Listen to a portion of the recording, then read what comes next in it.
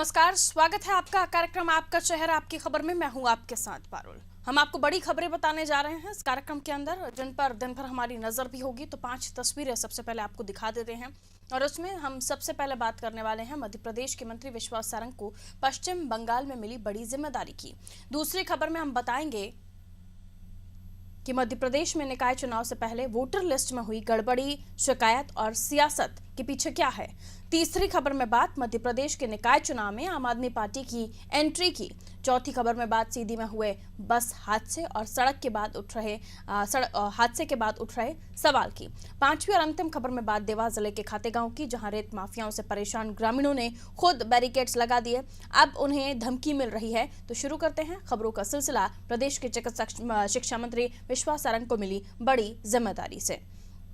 तो भारतीय जनता पार्टी ने मध्य प्रदेश के चिकित्सा शिक्षा मंत्री विश्वास सारंग को बंगाल में होने वाले विधानसभा चुनाव के लिए अहम जिम्मेदारी सौंपी है।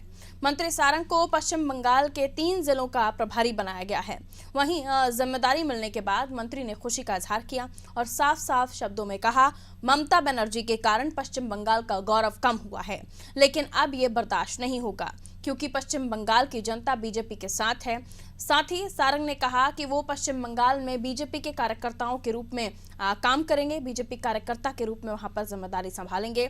मुझे खुशी है कि हमारे वरिष्ठ नेताओं ने मुझे जिम्मेदारी सौंपी है। साथ ही सारंग ने दावा किया है कि बंगाल में बीजेपी की सरकार बनने जा रही है और ममता बनर्जी की विदाई होने जा रही है।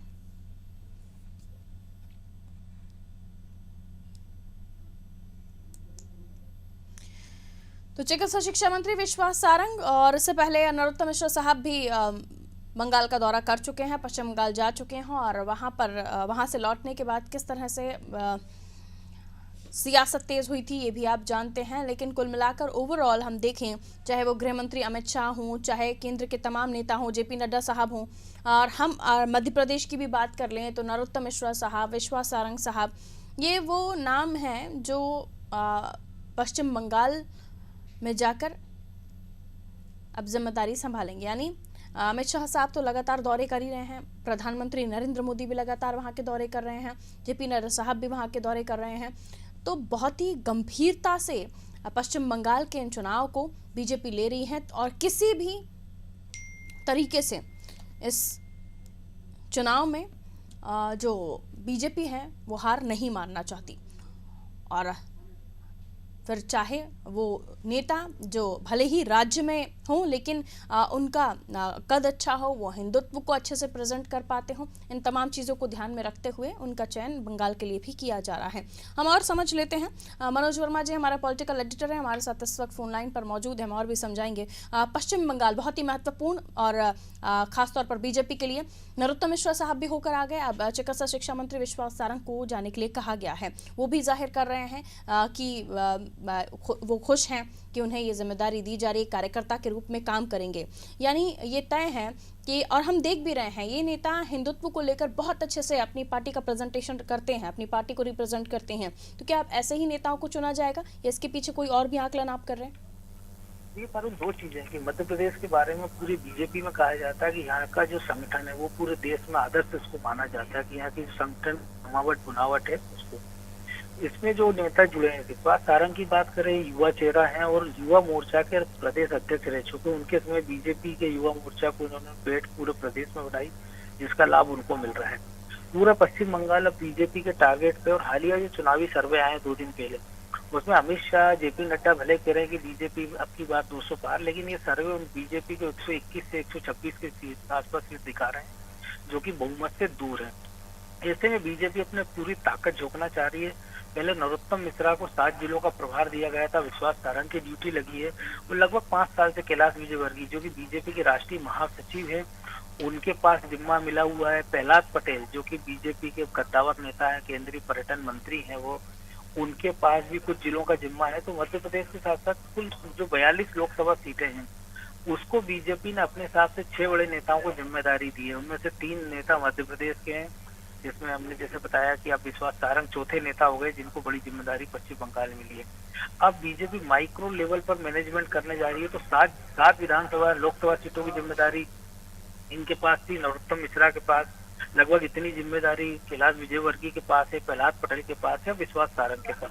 विश्वास सारंग के पास टीम भी और बीजेपी अपना पूरा फोकस, क्योंकि अब आसाम, पश्चिम बंगाल, इसके साथ साउथ में जो तमिलनाडु के चुनाव होना है, तो बीजेपी को पता है कि साउथ में उनके पास केरल और तमिलनाडु में बहुत कुछ है नहीं, लेकिन आसाम में उनकी सरकार है जिसको बरकरार रखना चाहती है।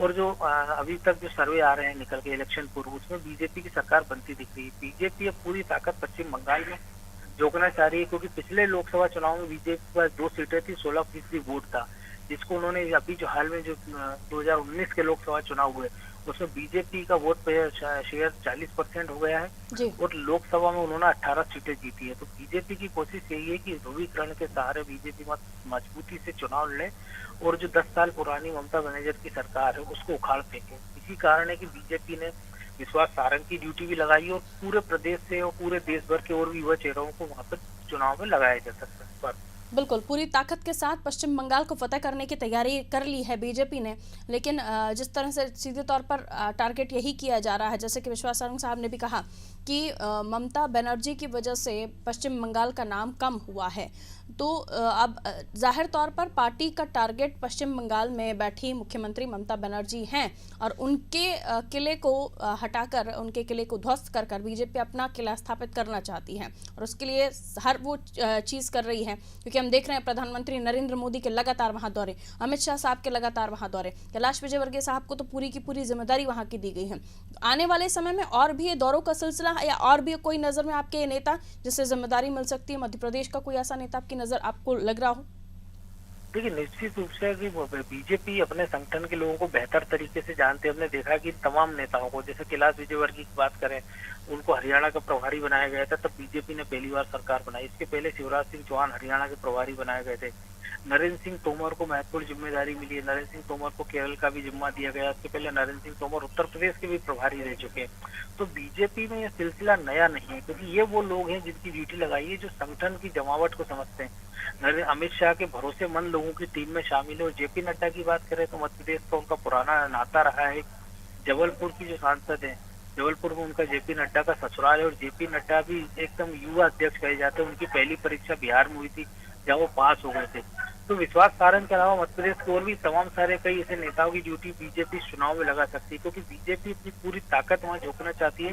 क्योंकि बीजेपी को पता है कि ममता बनर्जी एक सख्त किस्म की नेता और जिन्होंने लगभग 3 दशक पुराने वाम मोर्चा की सरकार को उखाड़ फेंका था और 10 साल बाद भी वो मजबूती से टिकी हुई है। हालिया जो सर्वे आए हैं अभी, उसमें भी ये बताया जा रहा है कि शायद उनकी सीटें जरूर कम होंगी, लेकिन वो अपनी सरकार बरकरार रह सकती है। ऐसे में बीजेपी को पता है कि अगर इस बार वो मौका चूक गए तो अगली बार मौका देने का कोई ममता बनर्जी उनको कोई मौका देने वाली नहीं है। तो यही कारण है कि बीजेपी किसी भी तरह से इस गढ़ को हथियाना चाहती है और आने वाले समय में हो सकता है कि बीजेपी और भी तमाम कई सारे मंत्री, छोटे बड़े नेताओं की फौज को वहां लगा सकती है। हमने पहले भी देखा था कि जब नरोत्तम मिश्रा पश्चिम बंगाल के दौरे से लौटे थे तो उन्होंने सबसे पहले अमिताभ बच्चन की साथ है उनसे मुलाकात की थी और उनसे कहा था कि जो पश्चिम बंगाल के लोग मध्य प्रदेश में बड़ी संख्या में रह रहे हैं, लाखों की संख्या में, लगभग 2 लाख लोग तो भोपाल में रह रहे हैं, वो उनसे संपर्क कर रहे हैं और वो ये चाहते हैं कि ये लोग अपने रिश्तेदारों से कहें, पश्चिम बंगाल में जो लोग रह रहे हैं, कि वो बीजेपी को अपना वोट दे। तो ऐसे कई तरह के हथकंडे या कहे कि प्रयोग बीजेपी चुनाव में कर रही है। बिल्कुल, बहुत शुक्रिया मनोज जी जानकारी देने के लिए। तो हर तरह का प्रयोग जो है बीजेपी इस चुनाव में कर रही है, क्योंकि इस गढ़ को किसी भी तरह से अपना गढ़ बनाने की पूरी तैयारी बीजेपी में कर ली है और बीजेपी की फितरत बिल्कुल नहीं कि मौका मिले और वो चूक जाए। मौका मिलते ही लपकना बीजेपी का काम है और बखूबी इस बात पे माहिर भी है। लेकिन आगे देखना होगा क्या होता है, इलेक्शन होंगे, रिजल्ट आएंगे। आगे बढ़ते हैं। मध्य प्रदेश में नगर निगम चुनाव के लिए तैयार की जा रही मतदाता सूची में भारी गड़बड़ियां सामने आई हैं। बैरागढ़ से लेकर कोलार, 11 मील, पटेल नगर और गांधीनगर तक यानी पूरे शहर के हर वार्ड में नए मतदाताओं के नाम सूची में नहीं जुड़े हैं। इसके विपरीत कई लोगों के नाम 2 से 3 बार मतदाता सूची में शामिल हैं। 2015 के नगर निगम चुनाव की मतदाता सूची को आधार बनाने का नतीजा ये है कि बरसों पहले जिन लोगों का निधन हो गया उनके नाम भी मतदाता सूची में जुड़े हुए हैं। 1 जनवरी 2021 को 18 वर्ष की आयु पूर्ण करने वाले ज्यादातर लोगों के नाम मतदाता सूची में शामिल नहीं हो पाए हैं। वहीं मतदाता सूची की गड़बड़ियों को लेकर बीजेपी और कांग्रेस दोनों ने ही राज्य निर्वाचन आयोग को ज्ञापन सौंपा है। मामले में बीजेपी निकाय चुनाव के प्रदेश संयोजक उमाशंकर गुप्ता ने कांग्रेस पर निशाना साधा। गुप्ता ने कहा, कमलनाथ के शासनकाल में फर्जी नाम जोड़ने के कारण ये गड़बड़ियां हुई हैं।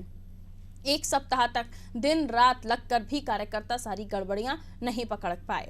प्रोटेम स्पीकर रामेश्वर शर्मा और कांग्रेस नेता पीसी शर्मा का कहना है कि निर्वाचन आयोग को लोकसभा चुनाव की मतदाता सूची को आधार बनाकर घर घर जाकर नाम जोड़ने चाहिए।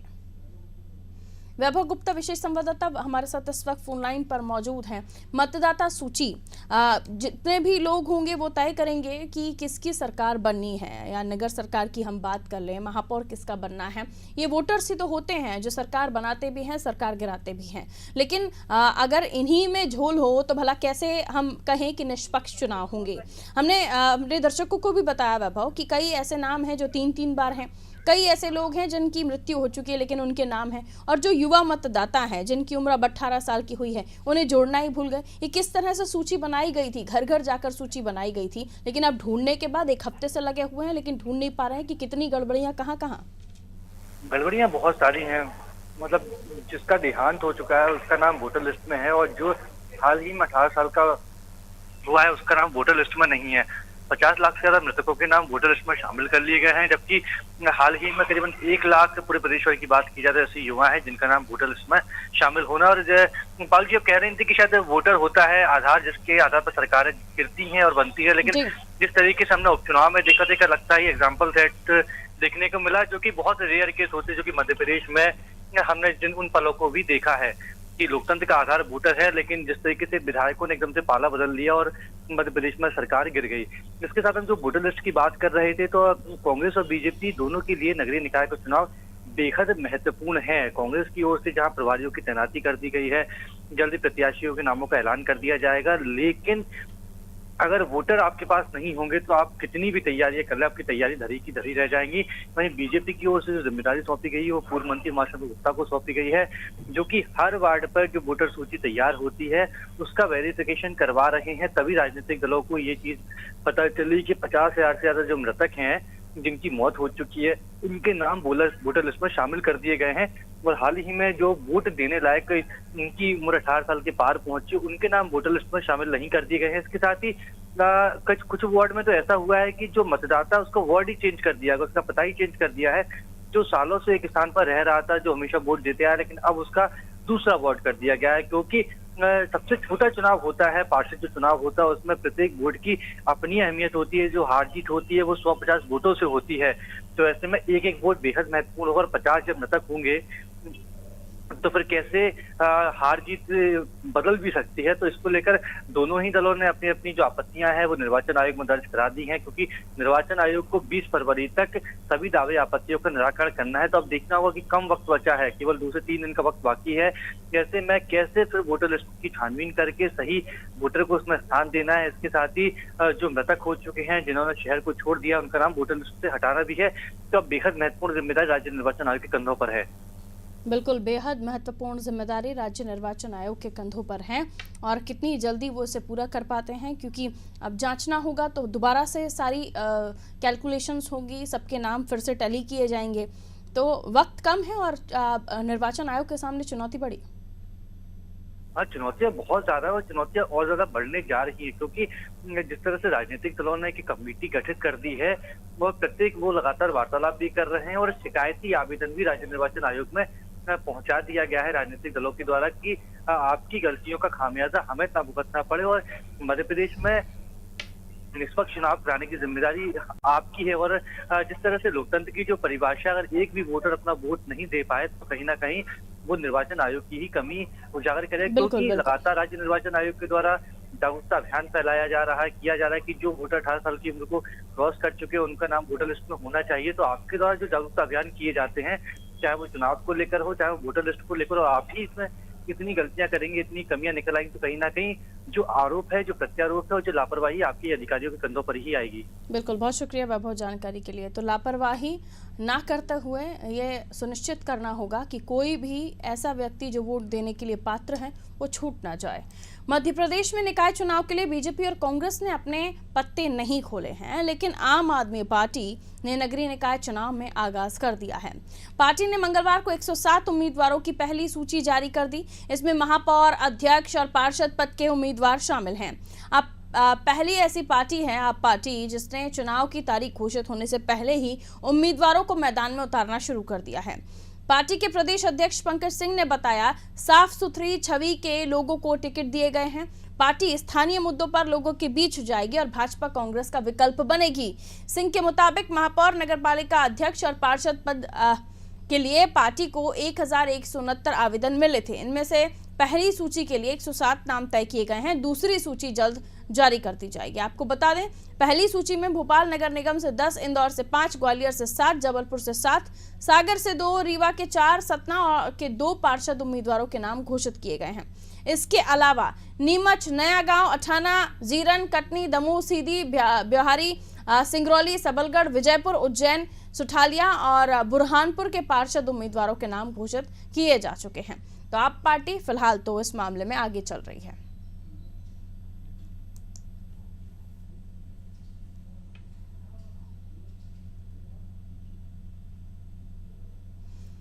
तो आम आदमी पार्टी, दिल्ली में सरकार है आम आदमी पार्टी की, लेकिन फिर से उनकी कोशिश है कि वो इस नगरीय निकाय चुनाव में अपनी किस्मत आजमाएं। तो उन्होंने दूसरी पार्टियों से पहले बाजी मारते हुए अपने उम्मीदवारों का नाम घोषित कर दिया है और ये कहते हुए कि उन्होंने जिन्हें भी जोड़ा है वो अच्छी छवि के हैं, लोगों से जुड़े हुए ज़मीनी लोग हैं।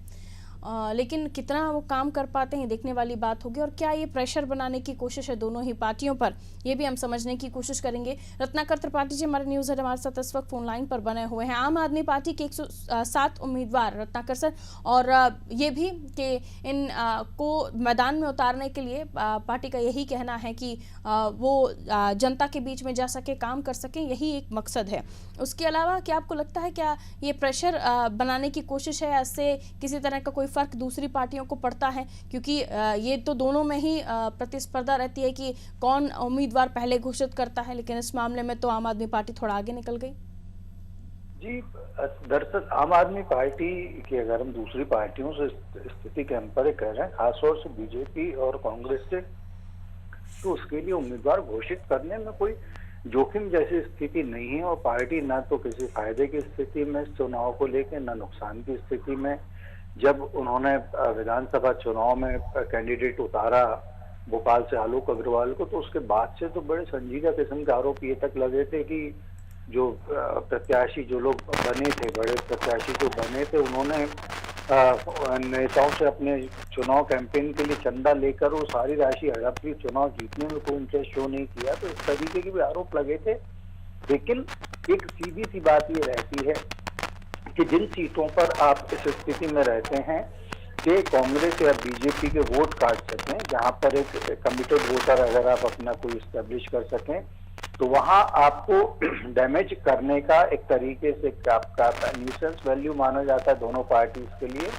और उस स्थिति में दोनों पार्टियां आपको थोड़े हद तक अपने लिए राइवल मान के चलती हैं। लेकिन क्योंकि यहाँ पर अभी इस किस्म का आम आदमी पार्टी का कोई बहुत बड़ा आधार नहीं है, मध्य प्रदेश में कोई ऐसा बहुत बड़ा इशू भी नहीं है जो लोगों को यदि सत्ता पक्ष से विमुख करे, तो विपक्ष के तौर पर आम आदमी पार्टी कांग्रेस के विकल्प के रूप में राज्य में नजर आए। रूमी थर्ड तीसरे ताकत का यहाँ पर कोई कभी खास ऐसा अस्तित्व नहीं रहा है। तो आम आदमी पार्टी ने भले ही अपने कैंडिडेट डिक्लेयर कर दी हूँ, लेकिन चुनाव को प्रभावित करने जैसी स्थिति में वो नजर नहीं आ रही है। ये जरूर हो सकता है, जैसा कि मैंने पहले भी कहा, कि कुछ जगह पर कुछ वोट का नुकसान करने वो और दूसरी पार्टी को उससे लाभ मिल जाए। इससे ज्यादा आम आदमी पार्टी का भी राज्य में कोई भी ज्यादा इस चुनाव को लेकर के ऐसा आधार नजर नहीं आता है। वोट कटर का काम कर सकती है, लेकिन जैसा कि हर पार्टी कहती है कि वो सरकार को गिराएंगे, लेकिन इतना आसान नहीं होता जब तक आपका पूरी तरह से बैकग्राउंड तैयार ना हो। और फिलहाल आप पार्टी तो यहाँ पर अपनी खुद की ज़मीन ही बनाने की कोशिश में है। बहुत बहुत शुक्रिया रत्नाकर जी हमारे साथ जुड़ने के लिए। और चलिए अब बात अगली खबर की। सीधी बस हादसे ने कई परिवारों को गहरा जख्म दिया है। इन परिवारों को अपनों के खोने का दर्द और कभी न मिट सकने वाली टीस भी मिली। इस हादसे में 51 लोगों के शव बरामद हुए हैं, जबकि कुछ लोग अब भी लापता हैं। ड्राइवर समेत 7 लोगों ही नहर से बाहर निकल पाए। सरकार मुआवजे का मरहम लगाने की कोशिश में तो जुटी है, लेकिन इस हादसे के पीछे मानवीय भूल से भी ज्यादा नियमों का माखौल नजर आता है। हादसे ने परिवहन विभाग को कटघरे में खड़ा कर दिया, तो वहीं कुछ गंभीर सवाल भी खड़े हुए। पहला सवाल, परिवहन विभाग ने 32 सीटर बस को अधिकतम 75 किलोमीटर की रूट का परमिट देने का नियम है, लेकिन सीधी में हादसे का शिकार हुई ये बस इसी क्षमता की थी और सीधी से सतना के बीच 138 किलोमीटर का सफर तय कर रही थी। नियम के खिलाफ जाकर बस को ये परमिट किसने दिया? दूसरा सवाल ये कि 32 सीटर बस में 62 मुसाफिर भर दिए गए, लेकिन ओवरलोडिंग करने वाली बस पर किसी जिम्मेदार की नजर क्यों नहीं पड़ी? ओवरलोडिंग मिलने पर परिवहन विभाग के अफसरों के खिलाफ FIR दर्ज कर कार्रवाई के आदेश हैं। ऐसे में किसने ओवरलोडिंग की अनदेखी की, ये भी एक सवाल है। सवाल तो कई हैं, क्योंकि ये घटना जो सामने आई ये काफी दुखद थी और अब सभी लोगों की इस पर नजर बनी हुई है और अब जिम्मेदारी तय करने की बात है कि जिम्मेदारी इस मामले में तय हो कि जिसकी भी गलती हो उसे सजा मिले। जनार्दन तिवारी संवाददाता सीधी से हमारे साथ इस वक्त फोन लाइन पर मौजूद हैं। अभी क्या कुछ स्थिति है इस वक्त जनार्दन, और अब सिस्टम में बैठे लोगों का क्या कुछ कहना है? वो सिर्फ जांच की ही बात करते रह जाएंगे या फिर किसी को आरोपी मानेंगे भी?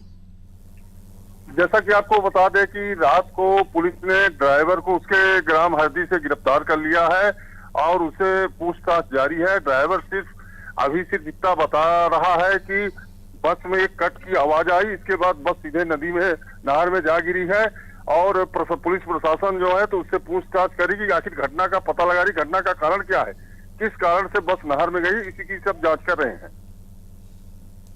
चलिए, शुक्रिया जनार्दन। तो अब पता लगाया जा रहा है, लेकिन सवाल वही कि आखिर इस घटना के पीछे जिम्मेदार कौन, जो अभी तक कोई नहीं बता रहा। खातेगांव के कोलारी ग्राम पंचायत के ग्रामीण रेत माफिया से परेशान है। लगातार हो रहे रेत के परिवहन से आक्रोशित ग्रामीणों को आखिर आकर भारी वाहनों के प्रवेश को लेकर रोकने को लेकर बैरिकेड्स लगाना पड़े। अब रेत माफिया बैरिकेड्स हटाने के लिए दबाव बना रहा है, साथ ही ग्रामीणों को झूठे मामले में फंसाने की धमकी भी दी जा रही है। ग्रामीणों का आरोप है प्रशासन भी रेत माफियाओं से मिला हुआ है।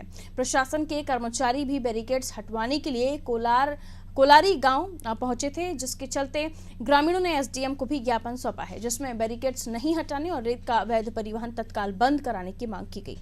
आपको बता दें, छिपानेर नर्मदा से रेत का परिवहन दिन रात लगातार जारी है, जिसकी शिकायत ग्रामीणों ने कई बार वरिष्ठ अधिकारियों से की, लेकिन आज तक कोई कार्रवाई नहीं की गई। ग्रामीणों का आरोप है कि रेत माफिया प्रधानमंत्री सड़क योजना के तहत बनाई गई रोड पर ही रेत का भंडारण कर रहे हैं, जिससे आए दिन दुर्घटनाओं की आशंका बनी रहती है। ज्ञापन दिया गया है, वो सिर्फ छिपानेर से जो रेत निकल के आ रही है, जो हमारे गांव कोलारी से निकल रही है, हमने उसे रोकने के लिए दिया गया है। उसके लिए हमने गांव वालों ने, सभी लोगों ने मिलकर गाटर लगाई गई है, आड़ी गाटर है, जिससे गाड़ियां रुकी हैं सभी। सबसे ज़्यादा दिक्कत खेड़ा पे है, जहां पे पूरे रोड पे 1 किलोमीटर, लगभग 1 किलोमीटर का वो रोड है, जिस पर रेत ही रेत पड़ी हुई है। ट्रैफिक की बिल्कुल व्यवस्था नहीं है, निकलने में बहुत ज़्यादा दिक्कतें हैं। कार्रवाई के लिए आवेदन तो पहले भी कई बार दे चुके हैं, सभी जगह जो प्रतिलिपि SDM साहब को भी जो दी है। अब पहले से चल रहा है, 1.5 साल से हम लोग इसके लिए कोशिश कर रहे हैं रोकने के लिए, लेकिन इतनी यूनिटी गांव में पहले कभी थी नहीं। आज हम इतने लोग आए हैं, सभी परेशान हैं रेत की वजह से, और हम लोग सिर्फ ये चाहते हैं कि छिपानेर से जो रेत आ रही है, जो कोलारी से निकल रही है, वो रेत ना आए। माननीय SDM साहब को ज्ञापन दिया गया है, क्योंकि कल तहसीलदार साहब का फ़ोन गया था पटवारी जी के पास और प्रेशर बनाया जा रहा था उसको तोड़ने के लिए।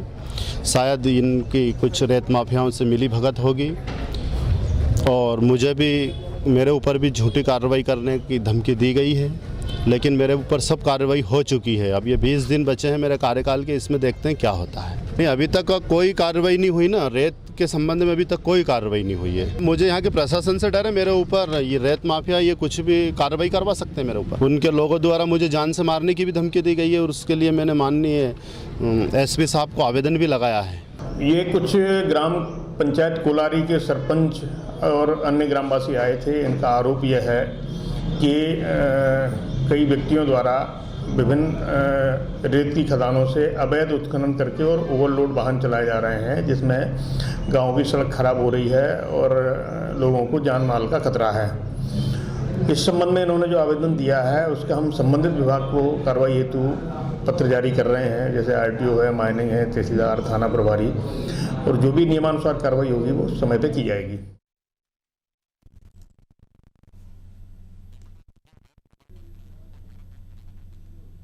तो रेत माफिया से जनता इतनी परेशान है कि प्रशासन तो उन्हें नहीं रोक पाया, लेकिन उन्होंने खुद ही बैरिकेड्स लगाकर उन्हें रोकने की कोशिश की। अब ऐसे में उन्हें भी धमकियां मिल रही हैं कि वो वहां से बैरिकेड्स हटाएं। इतना ही नहीं, माफिया तो धमकी दे ही रहे हैं, जो प्रशासनिक अधिकारी उनके साथ मिले हुए हैं उनकी तरफ से भी बैरिकेड्स हटाने की, यानी उस सड़क को खोलने के लिए कहा जा रहा है। इसी के साथ आपका शहर आपकी खबरों में इतना ही, और खबरों के लिए आप देखते रहिए अनादि टीवी। नमस्कार।